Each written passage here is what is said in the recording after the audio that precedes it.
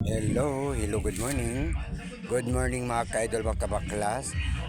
Umagang kay ganda, umagang magbisita sa mga good customers dito sa Barangay Interior na sasakayan ng bangka sa Barangay Libertad ng Dolores Eastern Samar. So mga kabaklas, andito sa Baklas TV channel sa malayong lugar sa interior. Ayan, andito ako ngayon sa Libertad. So dadaan po dito sa ilog bago makarating ng interior barangay. Nasa ilog ang daan sa Barangay Libertad. Ayan mga kabaklas, mga kaidol. So ang sakayan po dito na papunta dito sa Libertad dyan sa may pantalan ng Dolores Eastern Samar. So andito sa Baklas TV channel, umagang kay ganda. Medyo malaki po ang barangay ng Barangay Libertad, mga kabaklas, mga ka-idol. Ayan, ang mga hanap buhay po dito ay magkupras, magtanim ng palay, magtanim ng saging, gabi, kamuti upang dalhin doon sa tabo sa bayan ng Dolores Eastern Samar.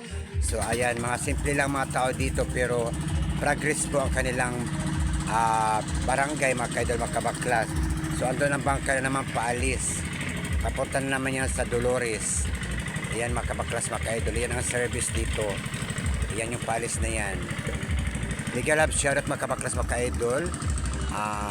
Happy Monday vibes. Andito kami ngayon sa may waiting shed. Kasi meron kaming customer na inaantay na darating ngayon, si Nanay Hertrodes. Ayan mga kabaklas, mga ka-idol. Ayan. Mega love shoutout sa mga person dito sa Barangay Libertad. Maraming salamat sa inyong walang sawang pagtangkilik ng aming produkto ng Cospakim product. Sa ulitin muli, mga kaidol, mga kabaklas. Ayan. Mega love shoutout sa inyong lahat. Ayan. Kami lang dalawa dito nag-aantay ni Idol Iwa Estrella kasi ang aking Princess Hilda andun sa kabilang waiting shed. Ayan.